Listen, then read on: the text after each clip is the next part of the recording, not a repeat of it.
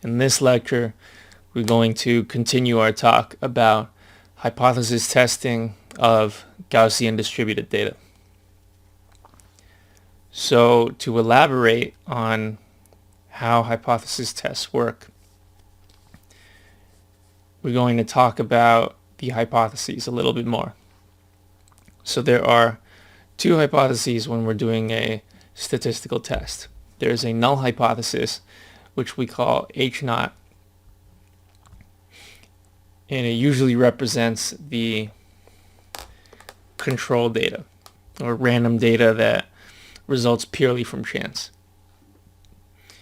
The second hypothesis is the alternative hypothesis. So this is the thing we're trying to prove generally. For example, if we're doing an experiment where we're testing a drug, the drug actually working would be the alternative hypothesis. And so the alternative hypothesis is the hypothesis that sample observations are influenced by some non-random cause. So now suppose we have some random data. So let's say R1 equals rand_n.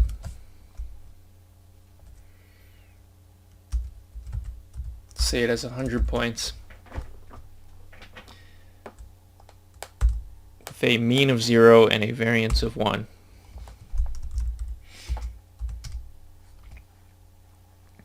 Now let's say we have another data set, which is maybe 20 points.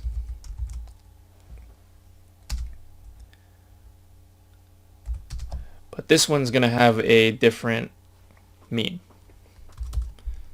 So let's say its mean is 1.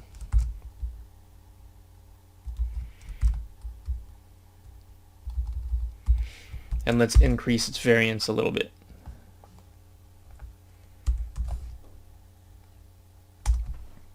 Okay, so we have two distributions that are Gaussian distributed. The first one has 0 mean and 1 variance. The second one has a mean of 1 but a standard deviation of 2. So how do we compare these two distributions? There's a test called the t-test, or the two-sided t-test,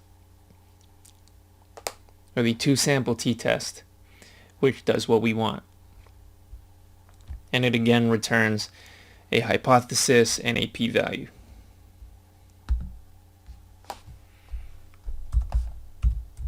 So we can try this.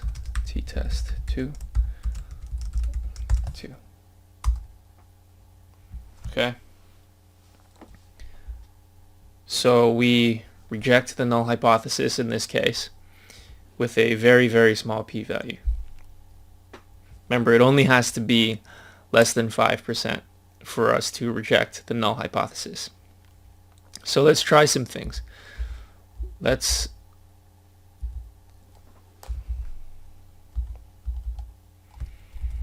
have less data points for R1.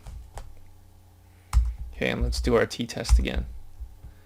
So notice how we still reject the null hypothesis, but our p-value has increased, so it's less significant than before.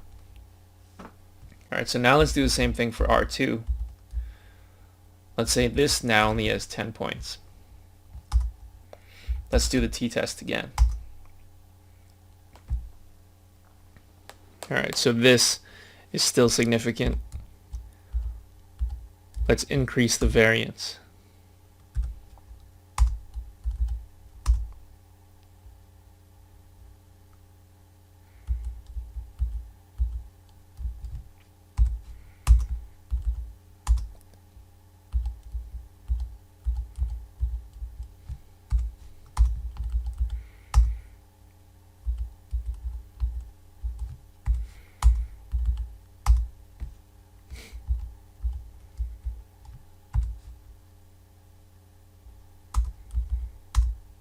Alright, so I had to increase the variance a lot to get an insignificant p-value. So that's one thing about when you're comparing two Gaussian distributions.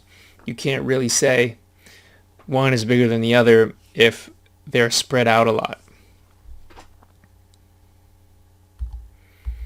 So let's put the variance back for R2.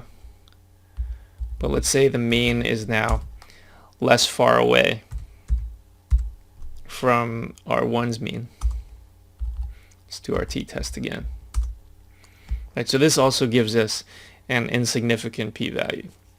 So that's another fact about the t-test, is you also can't tell if two distributions are different if they are very close together.